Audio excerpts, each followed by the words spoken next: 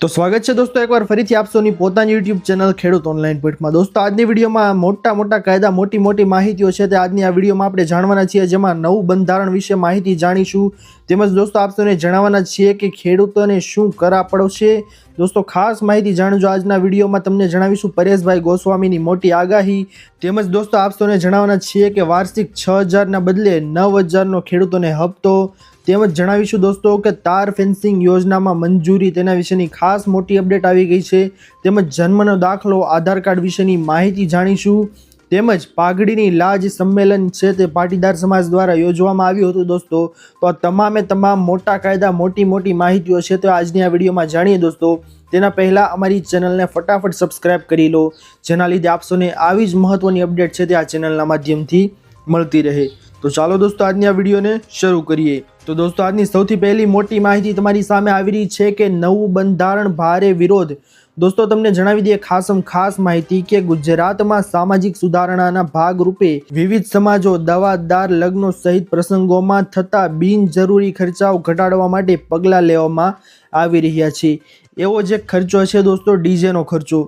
તેમાં ઠાકોર સમાજે પણ લગ્નમાં ડીજેના ઉપયોગ પર પ્રતિબંધ ફરમાવ્યો છે। જી હા દોસ્તો, નવું બંધારણ છે તે ઠાકોર સમાજ ઉમેરવા જઈ રહી છે। જોકે આ નિર્ણયથી ઠાકોર સમાજના જ હજારો ડીજે સંચાલકોમાં વ્યાપક રોષ જોવા મળી રહ્યો છે। તમને જણાવી દઈએ કે તેઓ હવે આ મુદ્દે લડી લેવાના મૂડમાં આવી ગયા છે। તમને જણાવી દઈએ દોસ્તો કે લગ્ન સમયે જે ડીજે વગાડવામાં આવે છે તેના માટે ઠાકોર સમાજે નવું બંધારણ લેવાનો ફેસલો કરી દીધો છે।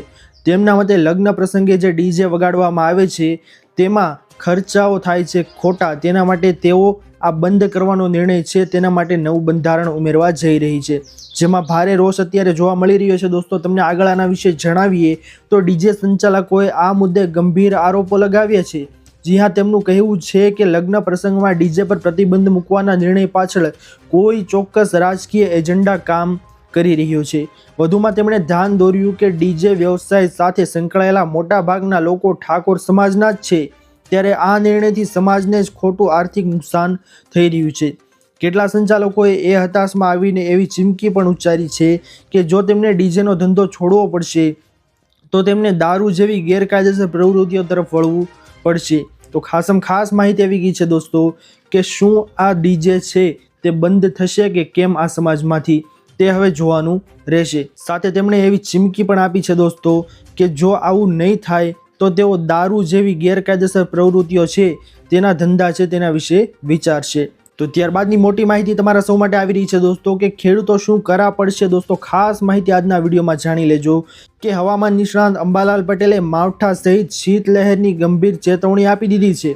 તમને જણાવીએ કે સૌરાષ્ટ્ર અને કચ્છના ખેડૂતો માટે આ ચિંતાજનક સમાચાર છે। હવામાન વિભાગે પણ મિશ્ર આગાહી કરતા ખેડૂતોમાં ચિંતા વધી છે। અંબાલાલ પટેલના મતે તમને જણાવી દઈએ કે 22 થી 26 જાન્યુઆરી દરમિયાન રાજ્યમાં કમોસમી વરસાદ છે તે પડી શકે છે, જેમાં સૌરાષ્ટ્ર અને કચ્છના વિસ્તારોમાં કરા સાથે ભારે વરસાદની શક્યતા અંબાલાલ પટેલ દ્વારા વ્યક્ત કરવામાં આવી રહી છે। જેમાં સાથે તમને જણાવી દઈએ કે પરેશભાઈ ગોસ્વામીએ શું આગાહી કરી છે, તો તેના વિશે જણાવીએ કે રાજ્યના જાણીતા હવામાન નિષ્ણાત પરેશભાઈ ગોસ્વામીના જણાવ્યા અનુસાર આગામી 21 જાન્યુઆરીથી 26 જાન્યુઆરી દરમિયાન વાતાવરણમાં મોટો પલટો આવશે। આ સમયગાળા દરમિયાન રાજ્યમાં મોટા ભાગના વિસ્તારોમાં આકાશમાં વાદળછાયું વાતાવરણ છે તે રહેવાની શક્યતા છે। આ સિસ્ટમની અસરને કારણે ખાસ કરીને ઉત્તર ગુજરાત અને કચ્છના વિસ્તારોમાં કેટલાક ભાગમાં માવઠું પડવાની પ્રબળ શક્યતા રહેલી છે। તો બંને હવામાન નિષ્ણાતો છે તેમણે એક સરખી આગાહી કરી દીધી છે કે ખાસ દોસ્તો તમને જણાવીએ કે 22 થી 26 જાન્યુઆરી દરમિયાન દોસ્તો હવામાનમાં ભારે વાદળછાયું વાતાવરણ રહેશે અને માવઠું પડવાની શક્યતા વ્યક્ત કરવામાં આવી છે।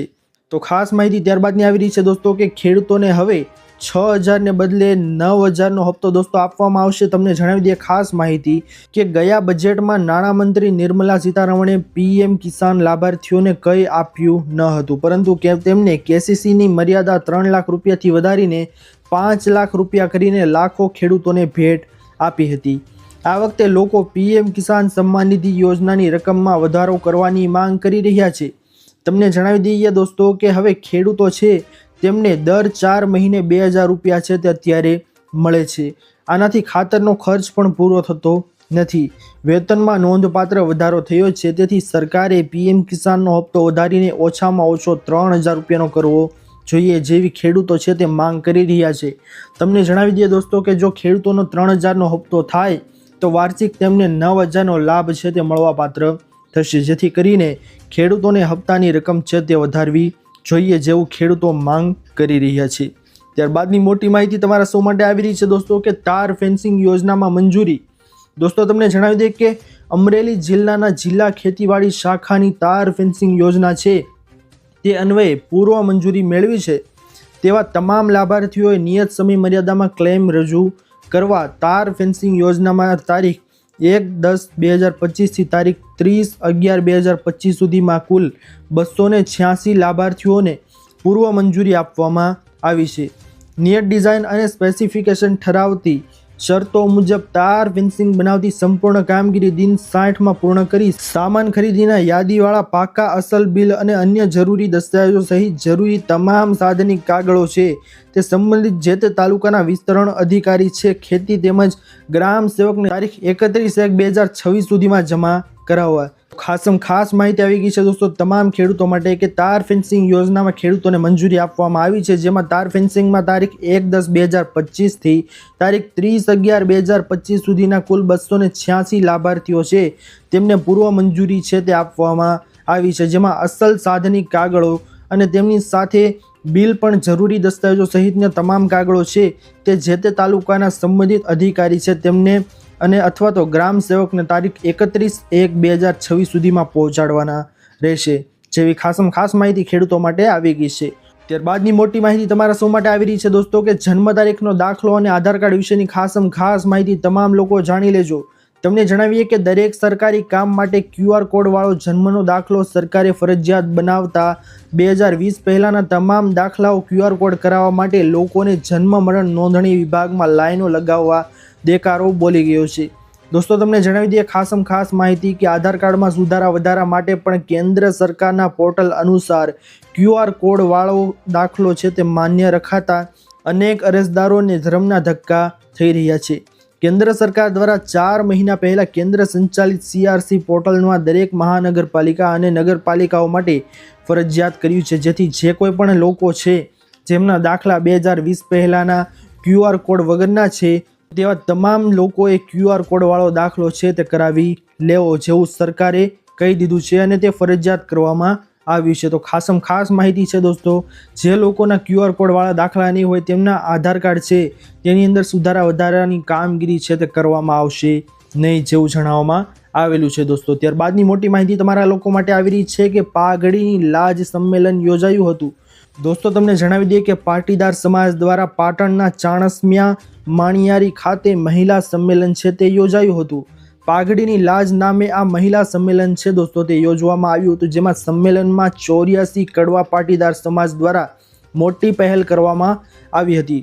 તમને જણાવી દઈએ કે 84 પાટીદાર સમાજની મહિલાઓના સંમેલનમાં 3000થી વધુ પાટીદાર મહિલાઓની હાજરી જોવા મળી હતી, જેમાં પ્રેમ લગ્ન કરીને ભાગેલા યુવતીઓ પરત લાવવા પ્રયાસ સંમેલન થકી આ પ્રયાસ કરાયો હતો, જેથી ખાસ માહિતી આવી ગઈ છે દોસ્તો કે પાઘડીની લાજ નામનો સંમેલન છે તે પાટીદાર સમાજ દ્વારા યોજાતા તમામ લોકોને જાગૃત કરવામાં આવ્યા હતા, જે પ્રેમ લગ્ન કરીને ભાગેલી યુવતીઓ છે તેમને પરત લાવવા માટે આ સંમેલન છે દોસ્તો તે યોજવામાં આવ્યું હતું, જેથી ખાસ માહિતી આવી ગઈ છે આ દોસ્તો પાટીદાર સમાજ દ્વારા। તો દોસ્તો આ હતી આજની સૌથી મોટી અને મહત્વની તમામ ખેડૂતોને કામ લાગે તેવી ખાસ માહિતી। આશા કરું છું દોસ્તો કે આપ સૌને આ માહિતીઓ છે તે પસંદ આવી હશે। જો પસંદ આવી હોય તો વિડીયોને લાઇક કરવાનું ભૂલતા નહીં। ચેનલ પર નવા આવ્યા હો તો અમારી ચેનલ ખેડૂત ઓનલાઈન પોઈન્ટને સબસ્ક્રાઇબ કરી અને બાજુમાં આપેલા બેલ આઇકનને પણ પ્રેસ કરી દેજો, જેના લીધે તમને આવા દિવસભરના કામના સમાચાર અને ખેડૂતોને લગતી મહત્વની અપડેટ છે તે આ ચેનલના માધ્યમથી મળતી રહે। તો દોસ્તો મળીએ હવે પછીના વિડીયોમાં, ત્યાર સુધી જય હિન્દ અને વંદે માતરમ।